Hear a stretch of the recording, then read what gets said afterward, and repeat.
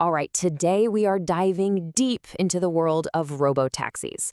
And let me tell you, this isn't some far-off science fiction thing anymore. This is a full-blown industrial revolution, and it's happening like right now on our city streets. So let's just start with the biggest question, the one you're probably thinking right now. Are you ever, seriously, going to get into a car with an empty driver's seat and just trust it? Well, the answer is almost definitely yes, and probably a lot sooner than you think.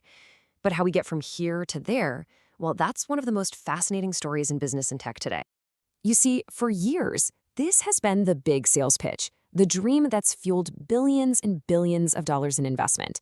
The promise is this incredible world with way fewer accidents, rides that cost a tiny fraction of what an Uber costs today, and cities that are actually built for people, not just for parking cars.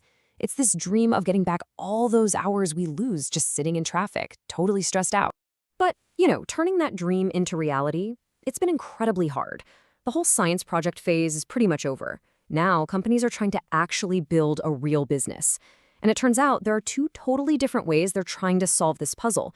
Two very different roads to get to that driverless future. Okay, so let's get into this. The biggest problem isn't making a car that can drive itself, 99% of the time.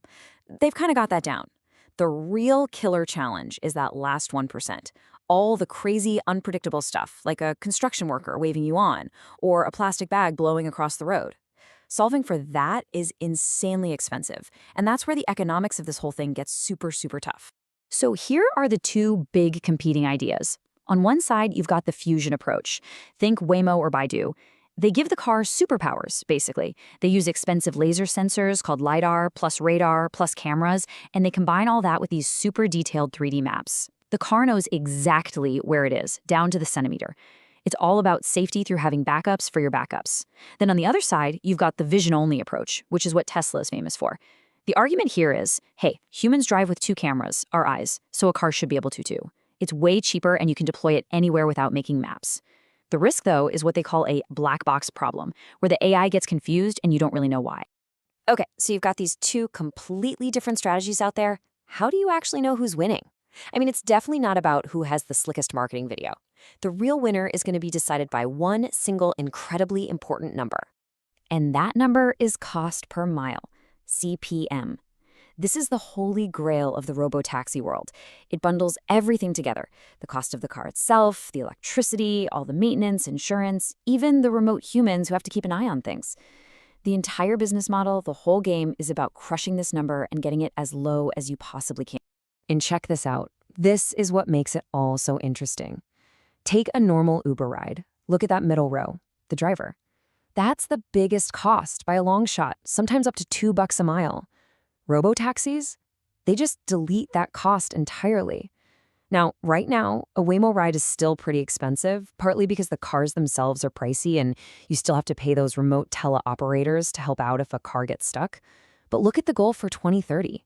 To get the total cost under 50 cents a mile. That changes absolutely everything. And that brings us to the magic number, the tipping point, $1. The second a robotaxi ride costs less than $1 a mile, it officially becomes cheaper for most people than even owning your own car. And when that happens, well, people switching over isn't really a choice anymore. It just becomes an economic no-brainer. Okay, so the math might work out, it'll be cheap, that's great. But that leads us to the question that matters more than anything else, right? The one you're thinking about when you're about to open the car door. Is it actually safe? So for the longest time, companies would brag about this metric called miles per disengagement, basically how far a car could go before a human had to grab the wheel. But it turns out that's kind of a useless number. You can just drive on an empty highway to make it look good. The new gold standard, the only thing that actually matters, is insurance data. Cold, hard facts about actual crashes and claims. And this just says it all. A huge study by the insurance company Swiss Re looked at Waymo's fleet and found a 76% drop in claims for property damage compared to humans. And this is the wild part, a 100% drop in claims for injuring people. That's not a typo. The data is becoming pretty clear. In the areas where they operate, these cars are already statistically safer than you or me. So how is all this theory actually playing out in the real world? Well, it hasn't been a smooth ride. It's been messy. And some companies have learned some really, really painful lessons out on the streets. This right here is the ultimate cautionary tale. In late 2023, a cruise robotaxi got into this horrible accident. Now, a human driver actually caused the first collision, but then the robotaxi made a massive mistake and dragged the injured pedestrian. The tech failure was awful, for sure, but the fatal failure wasn't technical. It was about trust. The company wasn't totally upfront with regulators, and that destroyed all trust and got their license pulled. The lesson was brutal. You can recover from a tech glitch, but you can't recover from breaking trust. So that cruise incident sent a huge shockwave through the industry in the US. Everyone got way more cautious. Regulators, companies, everyone. But at the exact same time, on the other side of the planet, China was doing the complete opposite. They stumped on the accelerator. And just to give you an idea of the scale we're talking about, by late 2025, China's top robotaxi company, Baidu, was already doing 250,000 driverless rides every single week. That's just a massive scale, and it's happening because the government is all in, and the city infrastructure itself, like the traffic lights, can talk directly to the cars. Back in the US, though, Waymo is playing the long game. Think slow and steady wins the race. They are not trying to launch everywhere at once. Nope. They are expanding one single neighborhood at a time, making sure everything is perfect. They're being super transparent with their safety data, building up this moat of trust with everybody. And now they're even starting to use cars designed from scratch just to be robotaxis, which will eventually slash their costs. So what's happening is that these two very different approaches, the super cautious West versus the super fast East, are literally causing the global market to split in two. We're watching two separate, probably incompatible robotaxi universes form right before our eyes.